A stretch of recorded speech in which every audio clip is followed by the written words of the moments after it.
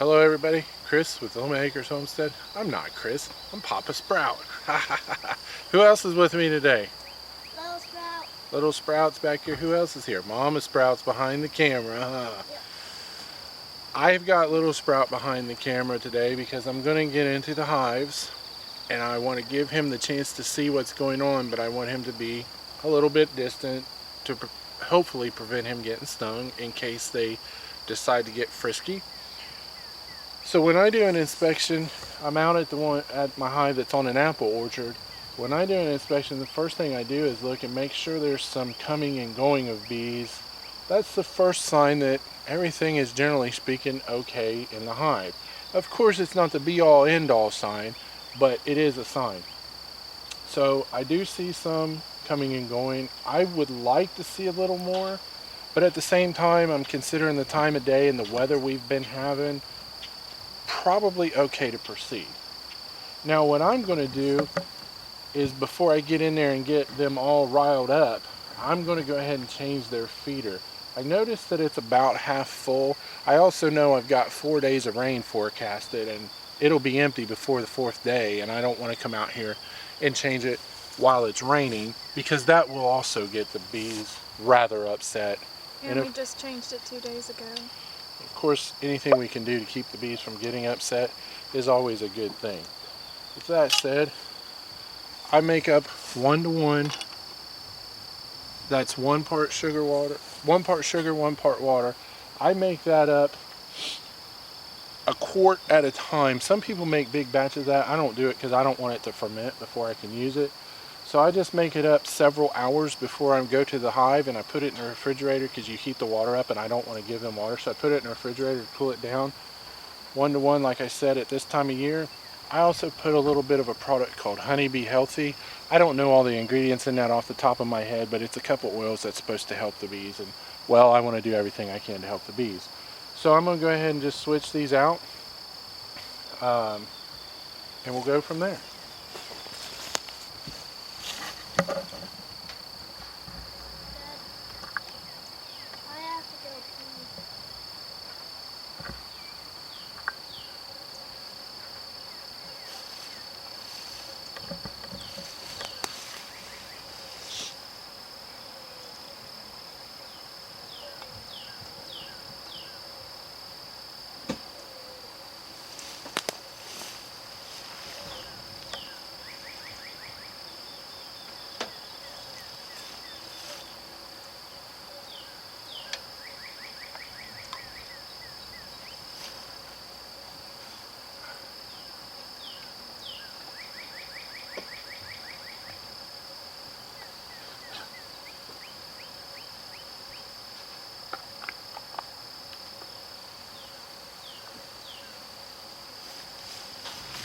You guys will notice I didn't put it right back in because I'm pretty certain the queen is going to be happy in here. She's going to be laying babies, etc.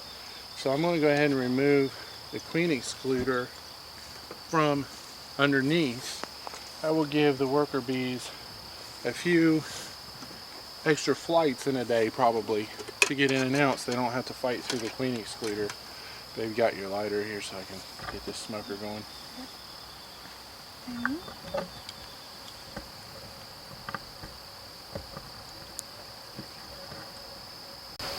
So y'all will notice this is the front of my hive, as I referenced. It's where the bees come in and out of the most part. If you remember from the last video, I used screen bottom, so I'm going to go ahead and give them a little smoke straight up under. Now I try not to smoke them any more than I just absolutely have to. But the smoke does give them a little bit of calming effect. So I have smoked them before I lift the lid. I'm actually a little leery. Nobody's out yet fanning.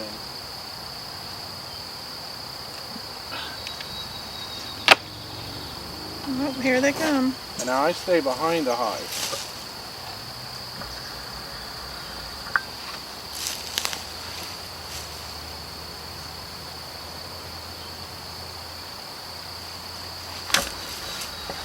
But they are on top fanning, so that's a good sign.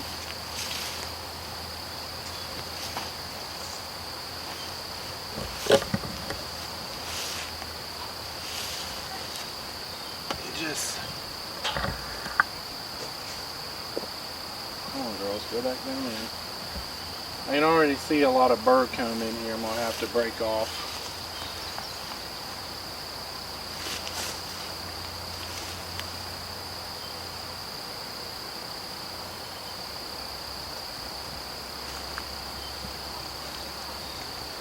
Sounds wonderful in there actually.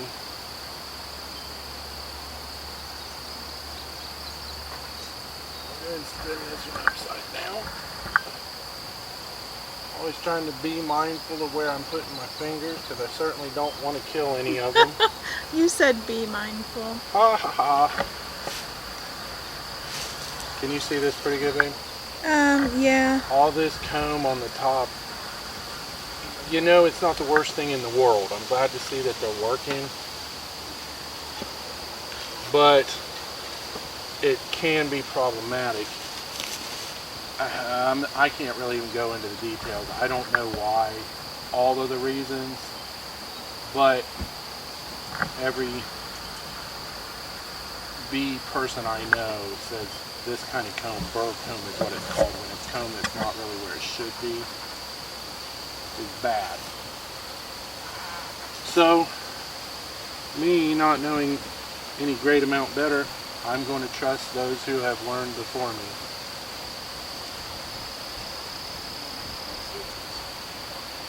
Be real careful when you do this. You don't want to squish any bees, not directly, and additionally you don't want to squish them because I don't know if you can tell, but that comb that I've scraped a little bit of has crunched down. You don't want to crunch any bees in that. Go. Alright, so I got all the burr comb off of there, and now I'm just pulling out some frames. What I want to do is I want to keep tabs on how much they've drawn out, how many frames are filled with honey. I want to make sure I see some good brood pattern. This one bee, go away. I know you're just doing your job.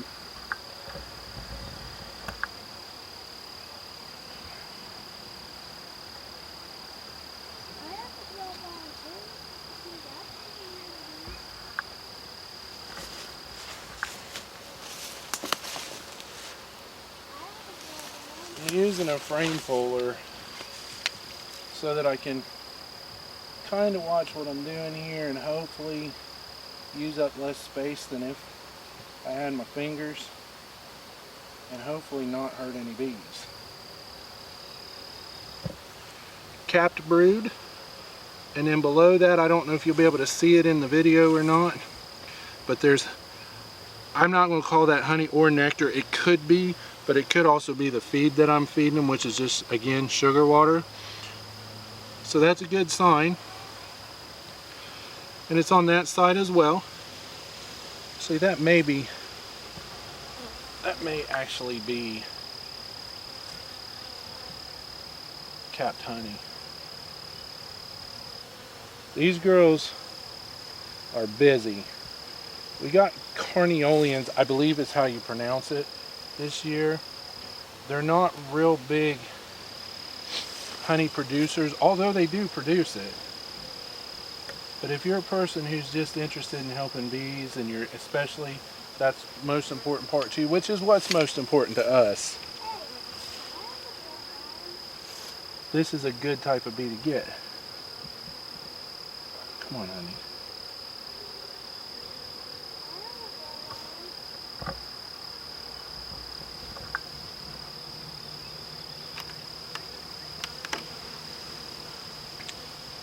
That's some drone brood.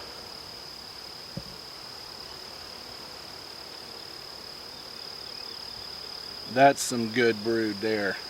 Real good pattern. Good pattern, nice and tight with the occasional hole in the middle.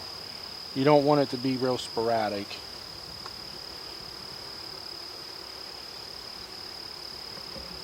And again, gently watch as you're putting everything back together.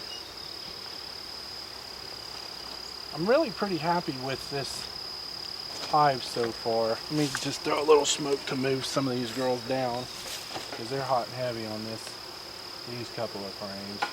Well, it's probably where the queen is. Yep. You don't want to, like I said earlier, I don't like to use more smoke than necessary, but sometimes you need to use it to move your bees. Okay, this looks like a, excuse me, let me look down in there. This looks like a frame where everybody's kind of, yeah, there's a few larvae down here, right where the point is. I don't know if you'll be able to see it on film. It's awful hard to see. Can't really see it. But it looks like for the most part, this specific frame probably just hatched today or even yesterday at the most.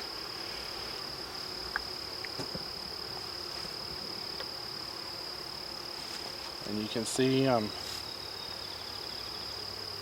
getting some honey. So what I'm going to do, I'm going to go ahead and actually call this hive in good shape. I'm going to close this in. We'll close these back in. I'm one who, you know, some people, they inspect their hive from top to bottom, frame to frame, every time they get in there. Which, if that's you, that's you. Me, I want to let the bees do their thing. I just want to make sure everything's as okay as it can be. The queen's here. This is what's called a queen right hive. She's doing her thing, and so are the workers. Another thing to notice is I put everything back so far in the order I took it out of, because the bees know what they're doing. They want certain things in certain places within the hive. So we as humans ought not go in there and change things around for them. So what they do, generally speaking, is in the middle is their brood, their worker brood, and as you go out farther, you'll see more of whatever drones they're going to produce. And then the outside 1 to 2 frames, which in this situation is only this far out, but once it's filled, it'll obviously be farther out. The outside 1 or 2 frames is where they store most of their honey. While they do store some honey in the other frames, it's mostly in the outside because that helps to insulate the hive. So they have an easier time because they want their brood to be at a certain temperature and things like that. So they do things a certain way so that they can help themselves out. And it only makes sense. So I got just a little bit of burr comb on this one. And then we'll be putting her back together.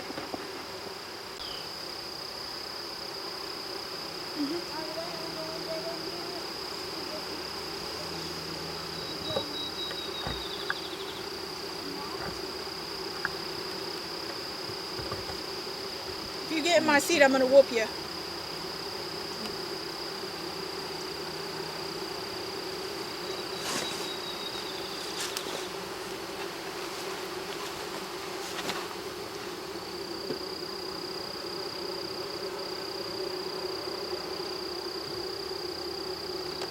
Got a couple.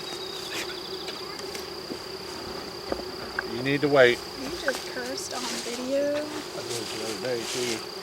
Sorry I cursed on video, everybody. I cursed because I wasn't careful enough Squished and I it. squished some bees. Are we gonna move the Phoenix spoon? Yeah, I'm not right now. Well, let me throw a few more puffs of smoker in there because this is a big move for everybody.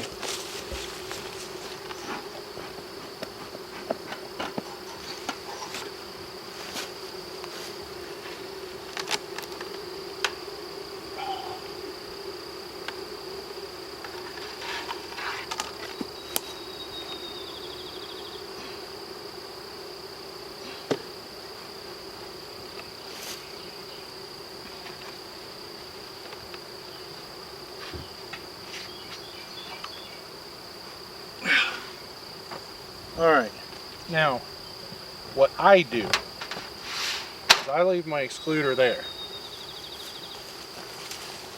And then something we haven't done for the video so far, put a nice heavy brick on top. In this case it's not a brick, it's a cinder block, for those who are very much about technical this and that. Now again, putting the feeder back in, and I'm going to walk away and we're going to say a couple more things before we go to the next hive. I brought an extra hive body with me because I didn't know if they were going to be ready. They're not quite ready. Maybe next week, I would say at the latest the week after. I usually go in about once a week, excuse me, to check my hives. Last video when we installed these, you saw me leave the bottom that was screwed on and the top that was taped on here. The reason I did that is there were a lot of bees on those and I didn't want to shake them and get them flying around. I wanted to let them at their own pace go into the hive once they started smelling their queen's pheromones, and they did that. And I came out a couple days ago in order to just change their feed. I didn't open the hive at that time. All I did was change the feed. So I've cleaned up since then. You saw that I left all the wax nearby. There's varied opinions about that in the beekeeping community. Some people say that other beehives nearby will smell that and they'll come start robbing. Other people say give the bees back their resources when you can. I'm going to go ahead and give them back their resources. I'm still learning too. I understand both points of view. I'm going to use this as a learning experience, and I hope and I believe that this hive is strong enough to defend against robbers. But we'll see, I guess. I hate to say it like that, but that's all we can do at this point. So at this point, I'm going to pack everything up from here. We're going to go to our other hive location, and we're going to inspect that hive and see what that one needs to do. All right, everybody, we're at the second hive. This is Queen Anne's hive. We have a funny little tradition of naming our queens after famous historical queens, and it's how we keep our genetics lines in order. Excuse me, I should say it's how we will keep their lines in order to know who's who and what's what. This one's just going to be just like the last one. I'm going to change their feed bottle out first thing.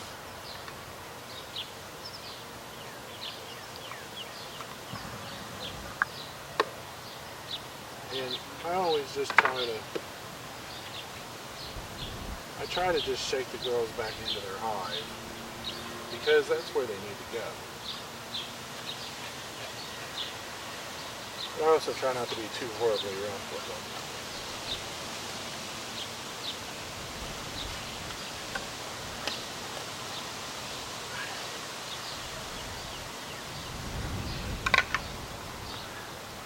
And there's that part done.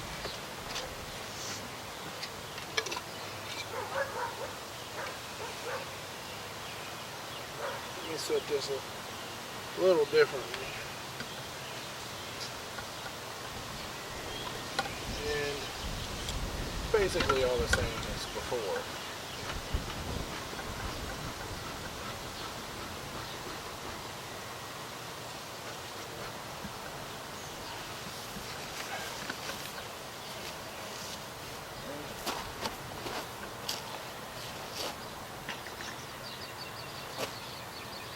And here we go.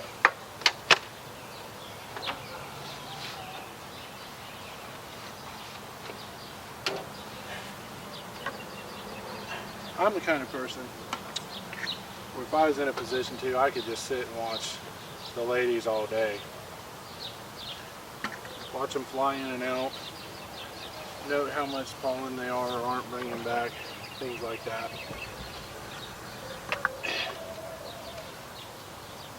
It's really, to me, quite fascinating. But there are people who couldn't care less, and that's fine. They've been working. Just like you saw in the last one, there's a lot of burr on this one too. I'm gonna set this over here. I'm gonna walk around and turn my back to you. I your forgiveness for that, but it's what I'm going to have to do to work effectively. You notice I'm just using a little bit of smoke. Get the gloves removed so I don't hurt them.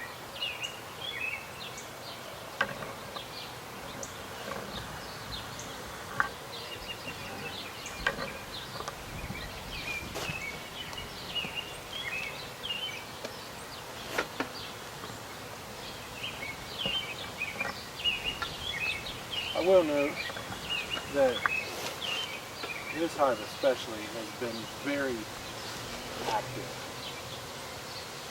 From the best as I can tell from early morning until they're still actually kind of active now, and it's roughly 8:45 in the evening. So to me that's a good sign of things to come.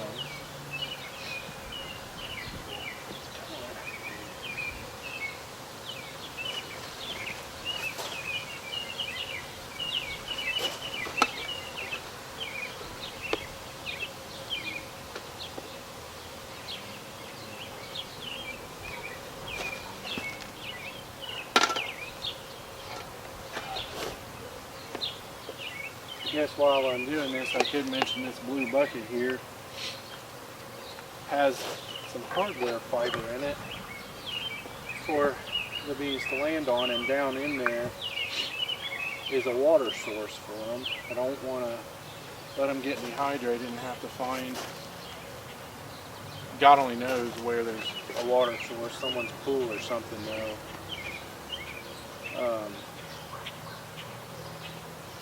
Because that gets to be a dangerous situation for the bees. People start to see bees and they want to spray because they're scared. They don't know what's going on or why the bees are around.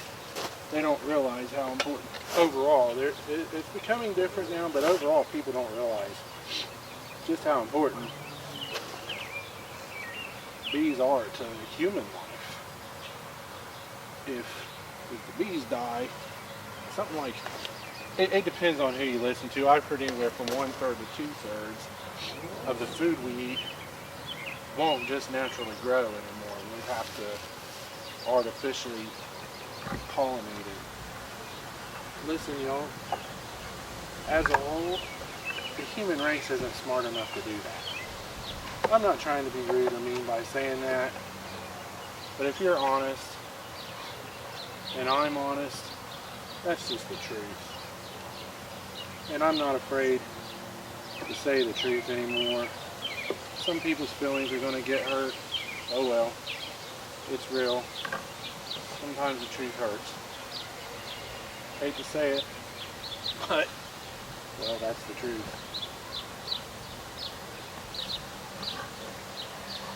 I'll be even more honest.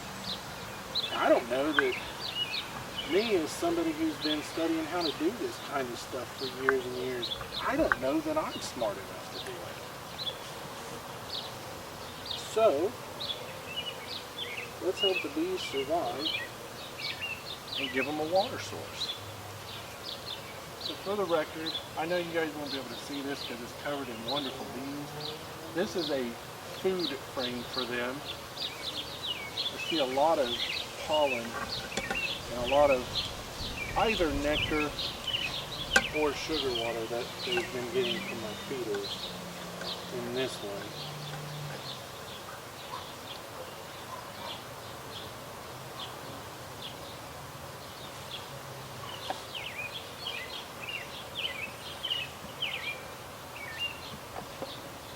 These are also carniolan bees, just like the other hive I was in. Oh, this one's got a lovely brood pattern. Again, I know you won't be able to see it, but it's the top half is full of capped larvae and uncapped, not yet capped larvae. This side's about the same.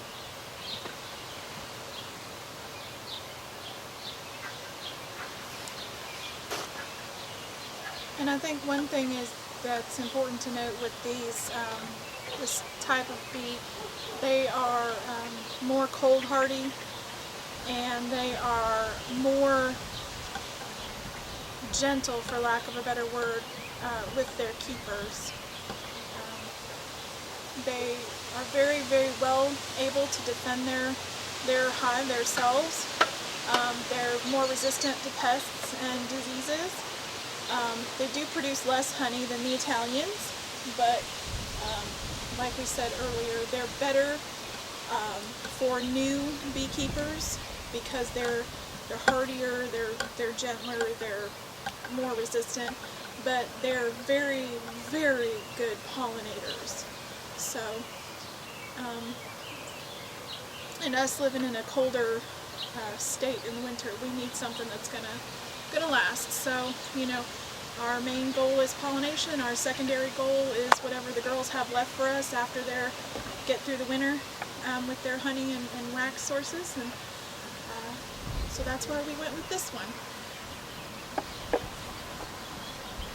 And we also got our nukes from an apiary here in Ohio, not too far from where we are. So these bees are Ohio bees. I'm a little concerned. Not extremely concerned. I'm not going to freak out at this point. I'm going to give them one more week. This one here may need to be re-cleaned because brood pattern is very spotty at best. I'm just quite nervous about this hive already. But that's why we do weekly inspections. I'm real nervous about this hive, to be honest. So Queen Anne has us a little nervous. What was This is Victoria. You said Anne earlier. No, I said Anne's out at the orchard. This is Victoria.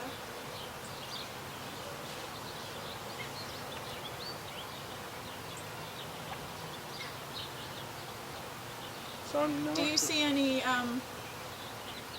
spots where they might be trying to pull out a new queen? I did see a couple. Well, we'll give them another week and see. I just don't see hardly any brood. There is some, yes, and it is new.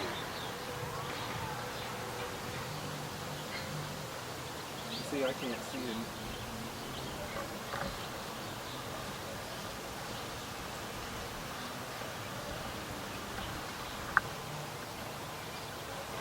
What I'm doing is blowing on them to get them to move.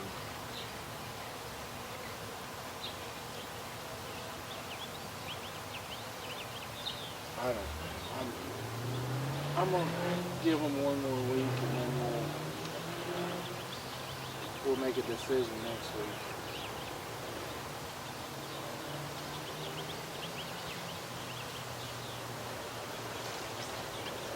I mean, they're calm, like.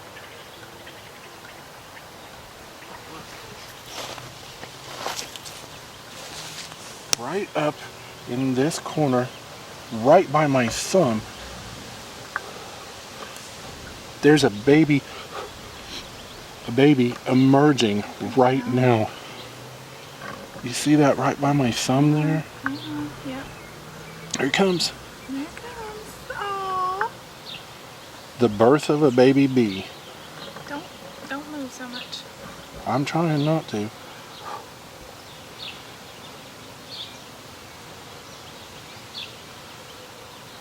Pretty awesome. Look, there it comes. Well, that was really a neat and unexpected experience. Aww. Happy birthday, baby. All the worker bees coming to let them know who's boss. Just kidding. They're coming to say happy birthday.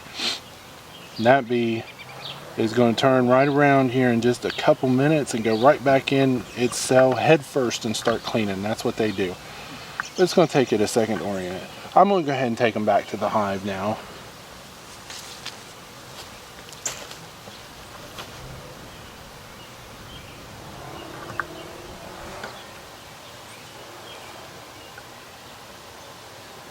And I'm going to start putting this one back together. Are we going to keep the queen excluder on this one for now? Yeah, I'm going to keep the queen excluder on this one due to the fact we may have to re-queen. Although that's a brand new baby, so she's laying something. she could have laid that before we got her. True. She could have escaped on the trip here when I first opened them up. All them bees were flying around and she could have got out. And because I put the excluder in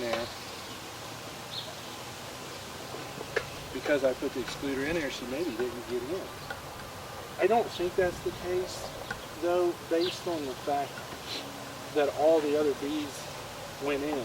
From, if you remember a little bit earlier in the video, I talked about having left a few things left the top and the bottom that they were shipped in next to this so they could get in. Well, those bees went in.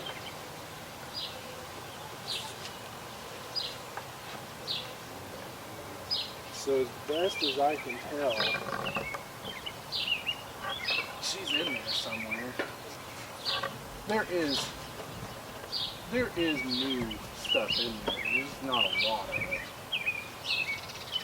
And that's why I'm going to wait a week, if I'm not just jumping on to, oh my God, something's wrong. Well, we've had some rain quite a bit, so we'll see.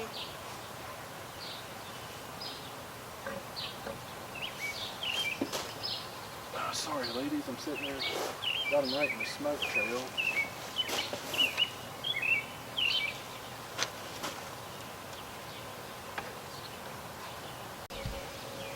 Alright everybody, I'd like to thank you for taking the time and watching us in the hive inspections, and I hope you've learned something.